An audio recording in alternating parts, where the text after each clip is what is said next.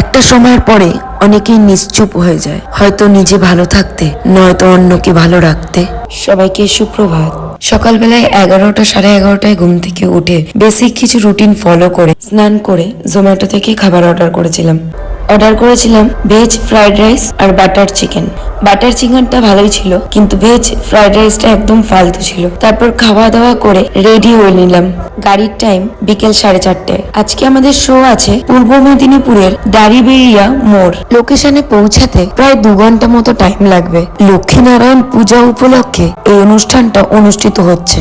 Show শুরু হবে সন্ধে 8টার সময়। আমি মেকআপটা প্রায় করেই যাই, ওখানে গিয়ে জাস্ট টাচ আপ করি, কারণ অনেক সময় আমাদের হাতে টাইম থাকে না। আমার সিন প্রায় back to back. 4 number scene হয়ে যাওয়ার পর তারপর আমি তাড়াতাড়ি করে আসতে গেছি, কারণ আমার 5 নম্বর সিন আছে। পড়ে গিয়ে পায়ের অবস্থা খুব খারাপ হয়ে গেছে, পুরো মালাই চাকিতে লেগেছে আর খুব বাজে ভাবে ঝুলে গেছে। 12টা নাগাদ শো শেষ হলো। শো শেষ করার পর আমি আর ডিনার করিনি। তারপর রাত 3টের সময় পৌঁছালাম হোটেলে।